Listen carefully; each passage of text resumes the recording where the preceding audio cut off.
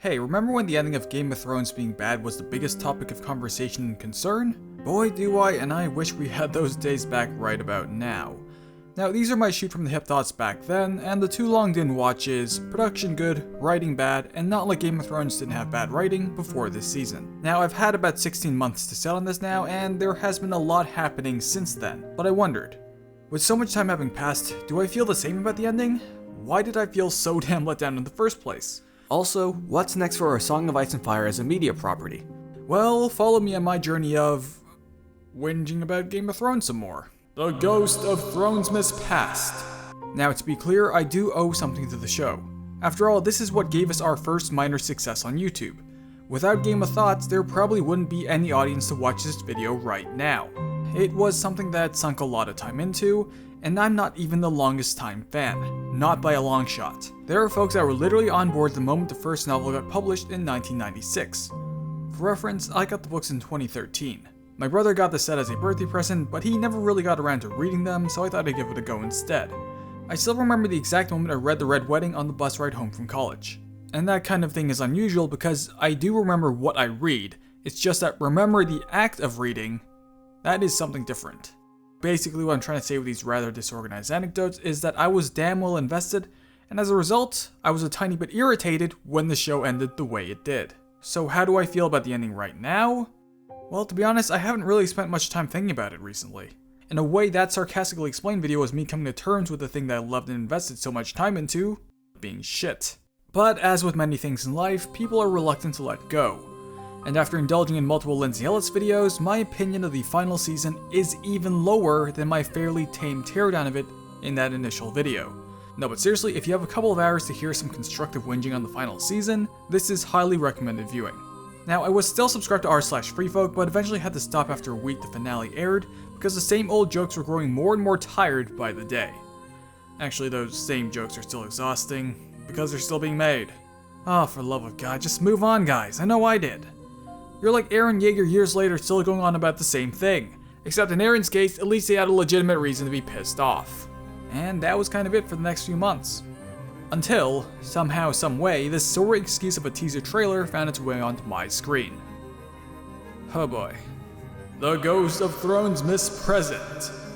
Now, it's no secret that when you have something popular, you follow up on it. And, well, HBO wasted no time in trying to capitalize on the world of Ice and Fire with some prequel ideas. Enter this awkwardly edited teaser trailer. Now, I won't spend too much time on this teaser since it's only that, a teaser, but goddamn, do I really just not care for this thing the slightest. The pacing is awkward, there's this jarring audio transition here, and overall, there's just no stylistic cohesion to any of it since all these shots come from different pre-existing sources. Also, if you're gonna do a video on the Targaryens, maybe, just maybe, don't have the Reigns of Castamere playing in the background. Just a tip from a mildly pissed off fan. Now, I would understand if you're someone like, let's say, an anime studio where your budget might not be there yet, but this is HBO, who have been literally printing money with the show for the better part of a decade. Quite frankly, I and many others would expect more. But looking past the teaser's shortcomings, I'll be real honest. I initially felt nothing for the idea of House of the Dragon.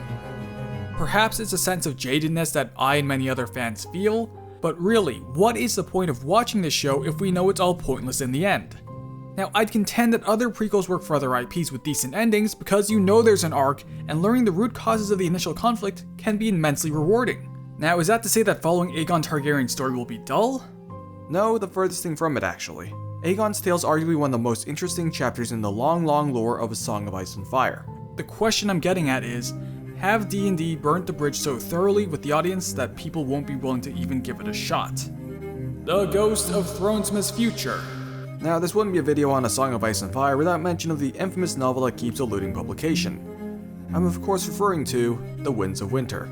Any updates that Martin has made public on his blog or in interviews have been unsatisfactory to say the least, with statements ever pushing the publication date to some vague notion of the future.